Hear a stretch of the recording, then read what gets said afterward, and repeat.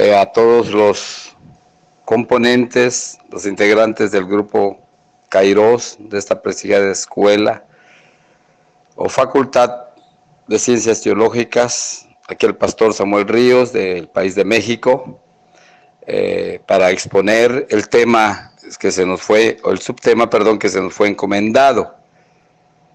Está basado la lectura bíblica en 1 Corintios 12:10, pero también abarca Efesios 4:11, puesto que el subtema es diferencia entre el don o ministerio profético y el don de profecía. Entonces trataremos en esta primera parte de traer la introducción y posteriormente hablaremos sobre lo que es. Ante todo esto surge la pregunta. Hay un marcado problema hoy en cuanto al don. Pero voy a leer lo que dice literalmente el versículo 10, dice, del capítulo 12 de 1 Corintios. A otro el hacer milagros, a otro profecía, a otro discernimiento de espíritus, a otros diversos géneros de lenguas y a otros interpretación de lenguas. Y en Efesios 4:11 dice, y él mismo constituyó a unos apóstoles, a otros profetas, a otros evangelistas y a otros pastores y maestros.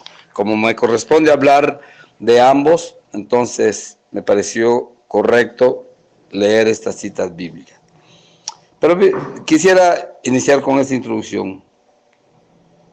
Muchos cristianos carismáticos y pentecostales responden que la profecía es una palabra del Señor que trae dirección divina a detalles específicos a sus vidas, proporcionándoles mucha edificación personal y una vida devocional de oración en la presencia de Dios. Algunos otros de tendencias reformadas y dispensacional, o sea, cesantistas, aseguran que la profecía amenaza la infalibilidad, inerrancia y autoridad de las Escrituras como la completa palabra de Dios y lleva a la gente a directrices poco confiables y subjetivas. Existe un tercer grupo que no son cesantistas ni carismáticos, que no saben qué pensar sobre el don y sus funciones. Miran que la profecía no funciona en sus iglesias, pero que en otras sí. Ante tan delicado y peligroso panorama contextual, es muy importante y diligente dar a conocer lo que las Escrituras dicen al respecto de el don de profecía y el ministerio u oficio profético. Y quiero comenzar primero haciendo la gran diferencia. Los ministerios de Efesios 4:11, en la cual está incluido el oficio o ministerio profético, se definen como los ministerios oficiales que Dios da o que Jesús da a quienes por virtud divina fuimos llamados para este ministerio. Incluye los demás que conocemos, que son los 5. Por otra parte, el don de profecía se define como un ministerio común y se define como aquellos que por virtud que es dado a la totalidad de todos los creyentes, y aquí incluye a la iglesia. Por lo tanto, si hay una diferencia, voy a comenzar definiendo el don de profecía. El don de profecía es uno de los carismas o de las carismas más poderosos que el Espíritu ha dado a la iglesia para edificar, exhortar y consolar en nuestro peregrinar en este mundo. Las indicaciones paulinas sobre procurar profetizar, porque mayor es el que profetiza, y se agrega el no menosprecie las profecías, que están en 1 Tesalonicenses 5:20, enseñan su gran importancia al respecto. Sin embargo, la ignorancia temores y abusos sobre el don de profecía han privado a la iglesia del gran valor que representa para ella. En esta sección vamos a definir y analizar con bases bíblicas, teológicas y vivencias personales la naturaleza del don de profecía y su beneficio para el pueblo de Dios.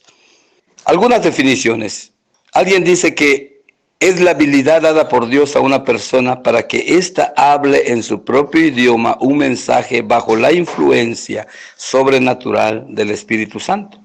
También dicen que es la expresión inspirada por el Espíritu Santo mediante lo cual el profeta proclama un mensaje en su propio idioma con propósitos específicos para la iglesia.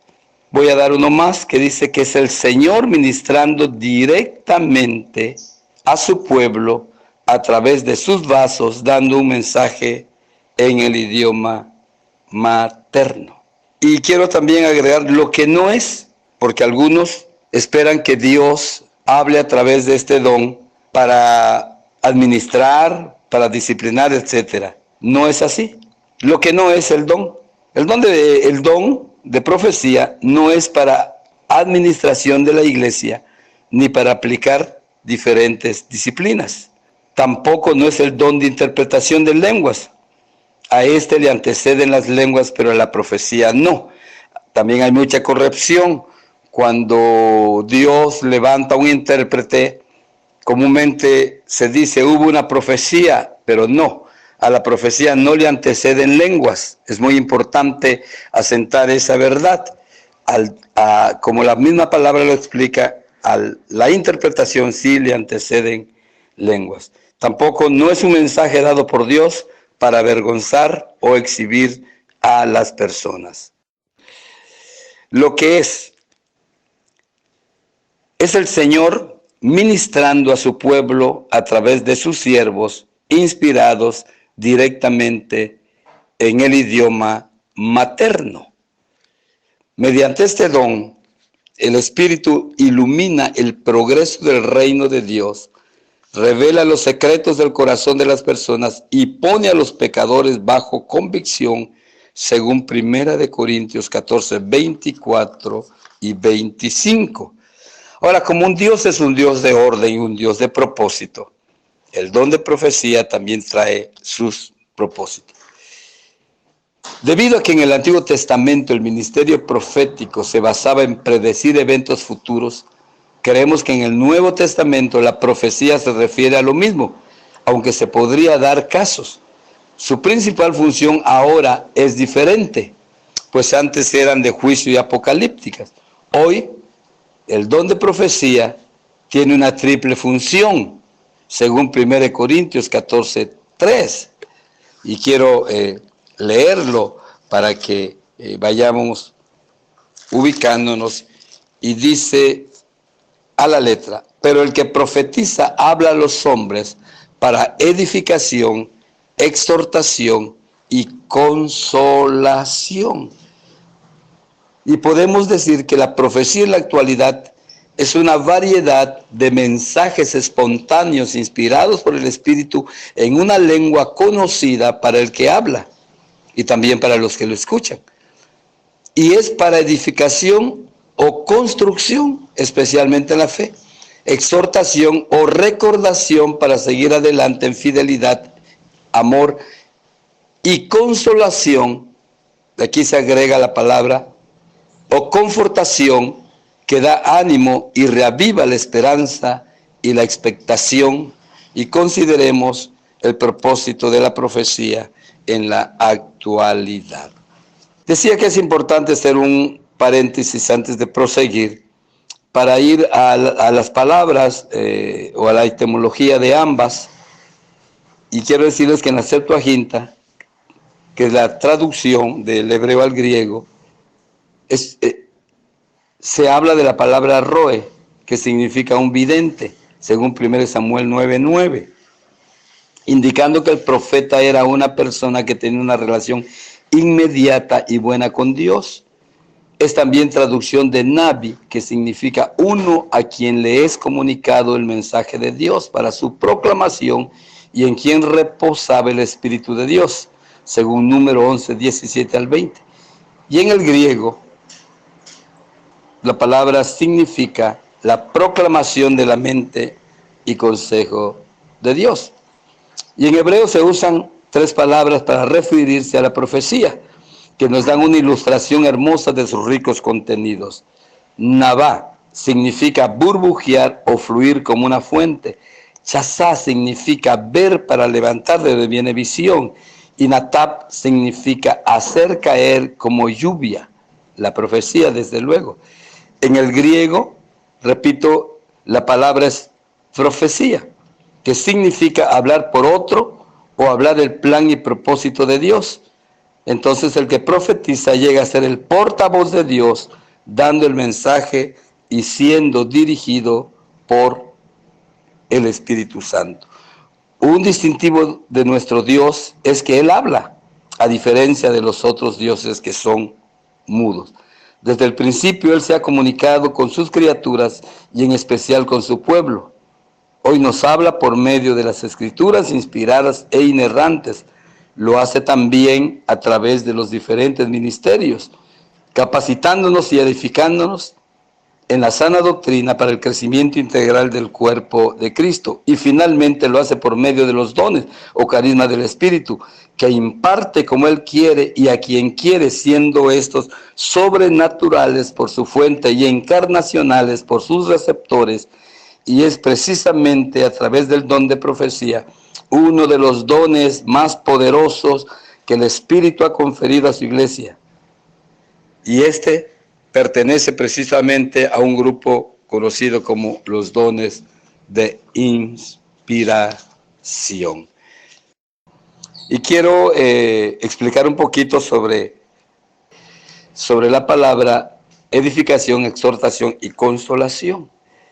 La palabra edifica o edificación se puede también entender como construcción, porque en el griego oikodome, esta palabra habla de construir, de arquitectura, de levantar y colocar piedras, de administrar una casa. Por tanto, sirve para cuidar, fortalecer y establecer con firmeza a los santos en la fe, según Hechos 20:32 y Mateo 16:18. Edificación es el resultado de varias actividades dentro del cuerpo de Cristo y no solo del don de profecía. Hay algunos ejemplos. La disciplina aplicada a la iglesia produce o debe producir edificación, segunda de Corintios 10:8 y 13:9. No dar motivos ofensivos a otros por las cosas que comemos produce edificación, según Romanos 14:19. Negarse a sí mismo para beneficio del prójimo produce edificación, Romanos 15:2.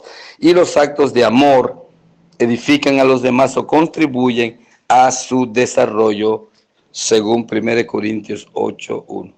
En realidad todo el lenguaje, pensamiento y conducta cristiana debe ser para edificación, según Efesios 4:29.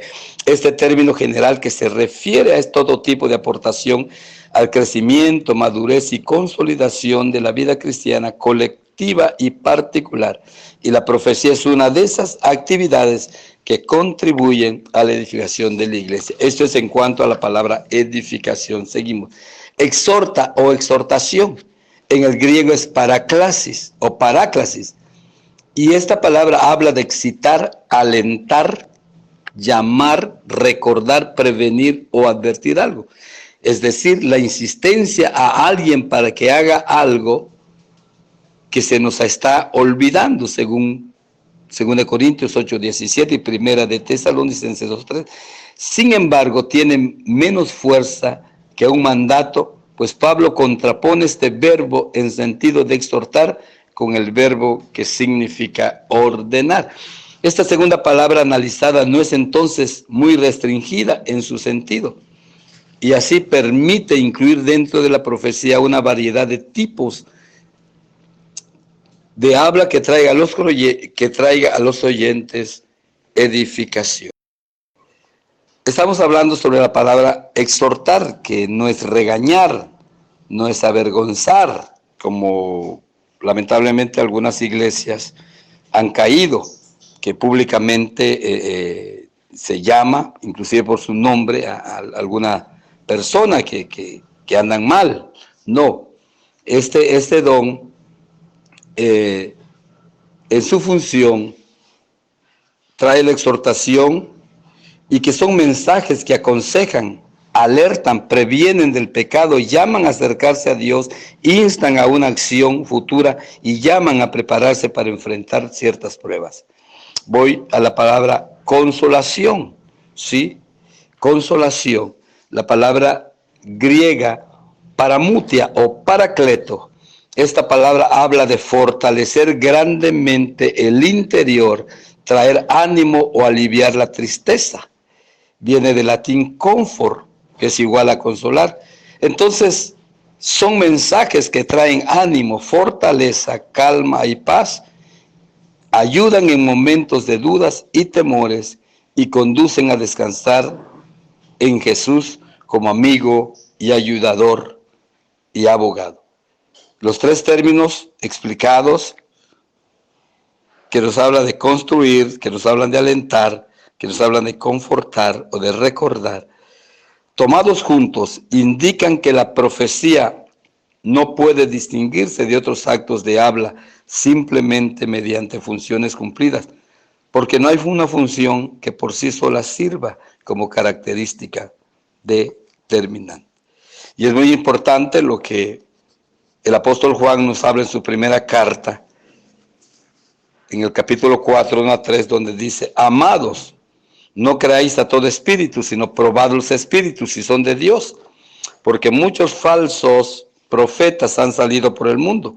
En esto conoced el Espíritu de Dios. Todo espíritu que confiesa que Jesucristo ha venido en carne, es decir, en naturaleza humana, es de Dios. Y todo espíritu que no confiesa que Jesucristo ha venido en carne, la filosofía gnóstica, no es de Dios. Y este es el espíritu del anticristo, el cual vosotros habéis oído que viene y que ahora ya está en el mundo. Hoy quiero hablar de las fuentes donde fluye la profecía. La existencia de la Biblia es la evidencia suprema de la verdad y la garantía del don de profecía. Un don que Dios dejó como el canal de comunicación con la humanidad. Sin embargo, las Escrituras nos amonestan acerca de los falsos espíritus, profetas y maestros, que se infiltran en las iglesias trayendo confusión, división y condenación.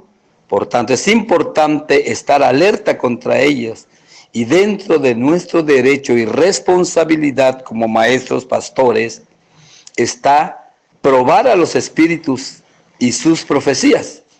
Es por eso que en esta sección, como dije, analizaremos este punto tan importante. Fuentes de donde fluye la profecía. Las Escrituras nos enseñan claramente que la profecía puede ser inspirada por tres distintas fuentes. La primera, la que creemos y la que usamos, es la divina, el verdadero espíritu de profecía impulsado por el Espíritu Santo.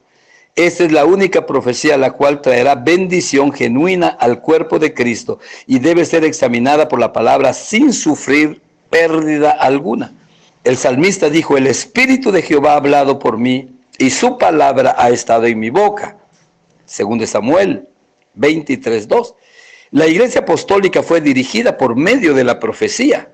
Dice Hechos 13:2, ministrando estos al Señor y ayunando, dijo el Espíritu Santo: apartadme a Bernabé y a Saulo para la obra a que los he llamado. Entonces queda asentado que la profecía tiene que fluir de lo divino. Pero también la Biblia nos parece, y aunque nos parezca extraño, la Biblia habla de algunas profecías que pueden fluir solo de la mente o de la boca humana. Parece extraño que un profeta tratara de hablar de su propio corazón, atreviéndose a cometer sacrilegio, porque está ocupando el lugar del Santo Espíritu de Dios. Pero la Biblia habla de los profetas que profetizaron con presunción y de su propio corazón. Por eso dice, hablando Moisés en Deuteronomio 18, 20 al 22, dice: el profeta que tuviera la presunción de hablar palabra en mi nombre, a quien yo no le haya mandado hablar, o que hablar en nombre de dioses ajenos, el tal profeta morirá. Y si dijeras en tu corazón, ¿cómo conoceremos la palabra que Jehová no ha hablado? Si el profeta hablara en nombre de Jehová y no se cumpliera lo que dijo, ni aconteciera, es palabra que Jehová no ha hablado. Con presunción la habló el tal profeta, no tengáis temor, y sigue diciendo que inclusive muere. Y es muy importante escuchar y comentar sobre este asunto, porque hoy andan tantos cristianos decepcionados, mal ubicados, perdidos en la dirección de Dios, por una profecía que les dieron y que no se cumplió. Y hay algunos ejemplos, por ejemplo, perdón por el pleonasmo, en Jeremías 28:2, siguiendo el mismo tenor, dice: el Señor de los ejércitos, el Dios de Israel, declara: he quitado de sus cuellos el yugo del rey de Babilonia.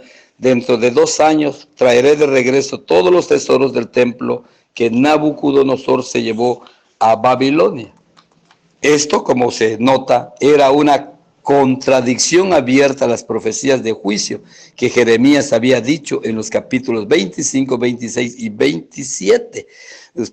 Jeremías vivió en el tiempo de los falsos profetas. Y como resultado de la sentencia para los falsos profetas, dice Moisés en el versículo, en Deuteronomio 18, el tal profeta morirá. Ananías murió conforme a la palabra. En el mismo año murió Ananías, en el mes séptimo, dice Jeremías 28:17. Este ejemplo y muchos más que podemos citar nos enseñan que la verdadera profecía nunca contradice la palabra escrita, sino la complementa o comprueba. Un ejemplo, si el pastor, el maestro está enseñando y está haciendo de bendición, o se está predicando un mensaje evangelístico y las almas nuevas están recibiendo y van a hacer su decisión, no veo el motivo en que Dios levante un profeta para desviar la bendición que el mismo Dios, Espíritu Santo, a través de este don, está tratando de aterrizar en una bendición, en una decisión para salvación. En esto hay que tener mucho discernimiento y mucho cuidado, sobre todo nosotros, los pastores que estamos al frente de una iglesia. Yo voy a hablar sobre la fuente satánica. Hemos considerado que a los profetas que profetizaron de su propio corazón, es decir, de la humana, sin hacer referencia a la obra y participación de los espíritus mentirosos, ellos pueden hacerse pasar por el Espíritu de Dios y así engañar al pueblo, inclusive al profeta. Nuevamente recordamos la advertencia doctrinal que el apóstol Juan nos hace: amados, no creáis a todo espíritu, sino probadlos. 1 Juan 4:1. En este análisis doctrinal referente a profecías de origen satánica, vamos a considerar algunas que están plasmadas en la revelación escrita. El espíritu de mentira en los profetas de Acab, 1 de Reyes 22:1. Esta historia contiene una demostración sobresaliente de cómo operan los espíritus mentirosos de origen satánico. Acab era un rey malvado que hizo alianza con Josafat, y aunque era muy malo, Acab era religioso, y antes de subir a Ramón de Galad, reunió a sus 400 profetas paganos pidiendo su bendición y dirección, y ellos le dijeron que atacara porque Jehová le ayudaría a conquistar. Sin embargo, Josafat no estuvo de acuerdo con las palabras de los profetas y pidió si había un profeta de Dios para consultar, es decir, él sabía que algo andaba mal. Pero a pesar de esto, Josafat insistió que buscaran a Micaías, y cuando éste llegó no le agradó en nada la situación. Sin embargo, pretendiendo ser de la misma opinión de los demás profetas, y así nos habla la historia de cómo se va apegando. Pero estoy haciendo una síntesis. Dice: entonces Micaías dijo: yo vi a todo Israel esparcido por los montes como ovejas que no tienen pastor. Y después la Biblia dice que cuando Dios quiso destruir a Acab, diferentes espíritus profetizaban y de la siguiente manera: yo saldré y seré un espíritu de mentira en la boca de todos sus profetas. Y entonces el Señor le dijo: ve pues y hazlo así. Y este pasaje nos enseña que cuando un hombre común o de Dios se entregan al mal y a la falsedad, Dios permite que sea engañado y muchas veces poseído por espíritus mentirosos, según de Tesalonicenses 2:9 al 11. Acab murió conforme a la palabra de Micaías, y esta historia nos sirve como una amonestación a tiempo para huir del mal e ir en pos de la justicia, verdad y santidad. Consideramos brevemente el don de profecía y las fuentes de donde las profecías están fluyendo. Más adelante, en otra participación, hablaremos sobre el ministerio profético.